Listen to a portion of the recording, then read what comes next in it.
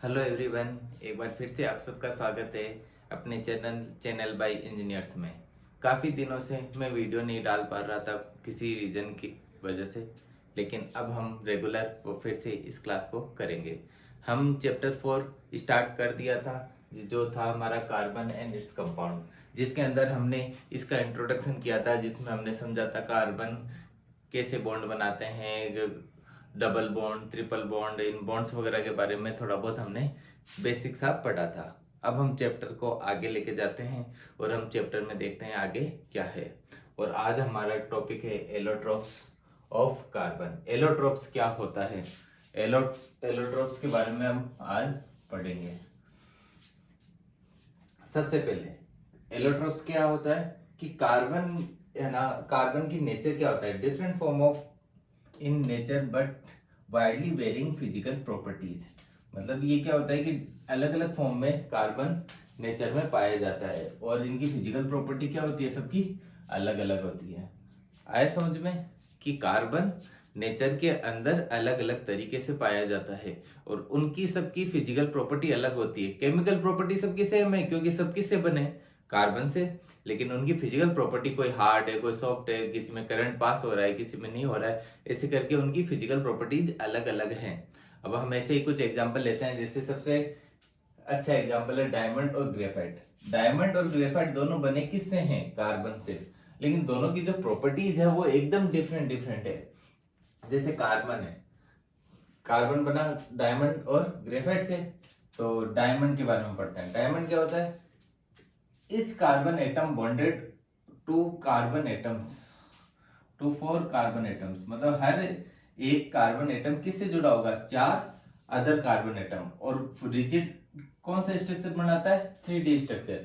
3D structure, एक तो 3D structure form करता है डायमंड, दूसरा हर एक कार्बन किससे जुड़ा होता है, 4 अदर कार्बन से।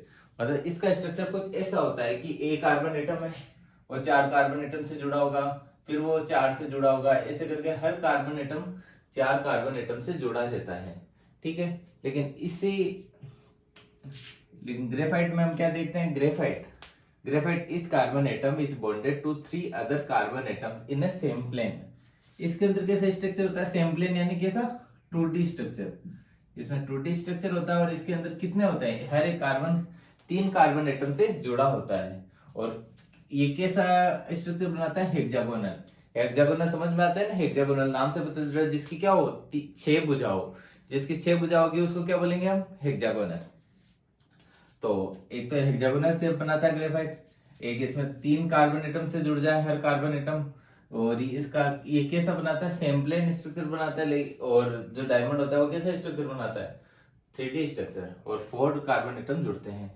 इसमें जो एक बॉन्ड होता है वो कैसा होता है, वो डबल बॉन्ड होता है। मतलब कि इसके अंदर डबल बॉन्ड रोटेट रहता है, यहाँ पे भी हो सकता है, यहाँ पे भी हो सकता है, यहाँ पे, यहाँ पे, यहाँ पे, कहीं पे भी हो सकता है। मतलब एक बॉन्ड होता है जो अनस्टेबल होता है, वो कहीं पे भी जुड़ता रहता है। मतलब इनमें से एक बॉन्ड अनस्टेबल होगा, बाकी सारे बॉन्ड, 3 बॉन्ड होते हैं जो कि स्टेबल होते हैं। आया समझ में। तो हमें क्या क्या बातें याद रखनी है, डायमंड के अंदर मैंने क्या बताया कि हर एक कार्बन किससे जुड़ा होता है, 4 अदर कार्बन से। और ग्रेफाइट में क्या बताया कि एक कार्बन एटम जुड़ा होता है 3 अदर कार्बन एटम से। बस एक जो बॉन्ड होता है वो क्या होता है, उसमें डबल बॉन्ड होता है। और दूसरी चीज क्या बताई थी हमने कि जो डायमंड का स्ट्रक्चर होता है वो 3 डायमेंशनल होता है, और जो ग्रेफाइट का स्ट्रक्चर होता है वो कैसा होता है, 2 डायमेंशनल होता है। एक ये डिफरेंस हो गया। अब जो एलोट्रोप है, एलोट्रोप का मतलब क्या होता है, अपन ने अभी पढ़ा कि उनकी फिजिकल प्रॉपर्टीज तो सेम होती है, लेकिन उनकी क्या होती है, केमिकल प्रॉपर्टीज डिफरेंट डिफरेंट होती है। ये मैंने लिखा कि एलोट्रोप्स, तुमसे पूछा जाएगा एग्जाम में, एलोट्रोप्स क्या होता है, जो क्या करते हैं, very different physical properties. Physical properties सबकी अलग अलग, फिजिकल प्रॉपर्टीज दोनों की देख लो अलग है। कोई 3 से जुड़ रहा है, कोई 4 से जुड़ रहा है, कोई टीडी है तो कोई थ्रू डी है, कोई डबल बॉन्ड बना रहा है, कोई सिंगल बॉन्ड बना रहा है। तो क्या हो रहा है, पूरा उनका फिजिकल स्ट्रक्चर एकदम डिफरेंट है, वेरी। और केमिकल प्रॉपर्टीज क्या है, इनकी सेम है, क्योंकि दोनों किससे बने हैं, कार्बन से बने हैं। और क्या क्या डिफरेंस होते हैं डायमंड और ग्रेफाइट में, जैसे डायमंड है जो कि हार्डेस्ट सब्सटेंस है नेचर में सबसे कठोर के अंदर डायमंड का नाम लिया जाता है। मतलब सबसे कठोर सब्सटेंस में सबसे कौन आता है, डायमंड। लेकिन इसके जस्ट ऑपोजिट ग्रेफाइट कैसा होता है, स्मूथ होता है, स्लिपरी होता है। ग्रेफाइट अपन देखते हैं अपनी जो पेंसिल होती है, पेंसिल की जो निप होती है, टिप, वो किससे बनी होती है, वो ग्रेफाइट से बनी होती है। और वो कितना स्मूथ होता है, वो हाथ में लेते हैं तो हाथ से चीकना सा हो जाता है, हाथ हाथ स्मूथली नहीं होता, स्लिपरी टाइप होता है वो। तो ग्रेफाइट कैसा होता है, स्लिपरी टाइप होता है। लेकिन वही दूसरा डायमंड हार्डेस्ट होता है। और क्या होता है ग्रेफाइट की खासियत, और क्या होती है, ग्रेफाइट होता है गुड कंडक्टर ऑफ इलेक्ट्रिसिटी, मतलब वो करंट भी पास होता है। लेकिन डायमंड क्या होता है, bad conductor of electricity. Diamond के अंदर करंट पास नहीं होता, लेकिन ग्रेफाइट के अंदर करंट भी पास होता है।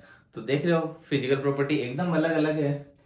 दूसरा डायमंड सिंथेसाइज, सिंथेसाइज यानी डायमंड बनता कैसे है, हाई प्रेशर और टेम्परेचर की वजह से।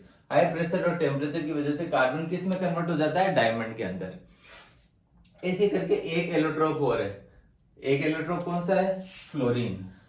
फ्लोरीन एक एलोट्रोप और आया था, जिसमें क्या होता है कि कार्बन C60 यानी 60 कार्बन एटम्स मिलके और एक स्ट्रक्चर बनाते हैं, जो कि कैसा होता है, arrange in shape of football. Football की स्ट्रक्चर में वो क्या होते हैं, जुड़े रहते हैं। यानी 60 कार्बन मिलके एक स्ट्रक्चर बनाते हैं फुटबॉल के जैसा, जिसको हम बोलते हैं फ्लोरीन। फ्लोरीन का डिजाइन दिया था यूएस आर्किटेक्ट था एक बकमिस्टर फुलर। बकमिस्टर फुलर ने ये स्ट्रक्चर दिया था, इसलिए इसका नाम से पड़ गया फुलर।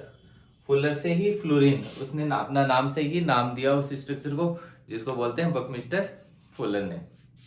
ठीक है, तो ये हमने 3 एलोट्रोप्स के बारे में पढ़े थे।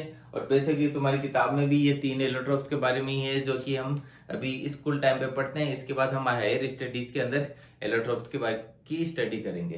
तो हमने आज क्या पढ़ा, एलोट्रोप्स क्या होता है, जिनकी फिजिकल प्रॉपर्टी तो डिफरेंट होती है, लेकिन उनकी केमिकल प्रॉपर्टी सेम होती है। ये एलोट्रोप हुआ। एलोट्रोप के अंदर हमने एग्जाम्पल पढ़े ग्रेफाइट और डायमंड, जिनमें हमने डिफरेंस देखा कि उन दोनों की फिजिकल प्रॉपर्टीज है जो कि एकदम अलग अलग है। फिर हमने एक लास्ट में एक एग्जाम्पल और देखा, किसका, फ्लोरीन का। तो आज हम इतना ही रखते हैं एलोट्रोप्स के बारे में। अगला टॉपिक हम अगली क्लास में पढ़ेंगे। आई होप सो आपको समझ में आया होगा। आज हम बहुत दिनों बाद मिले हैं, आगे से हम कंटिन्यू रखेंगे, अब ब्रेक नहीं होगा। ठीक है, चलो मिलते हैं अगली क्लास में। धन्यवाद।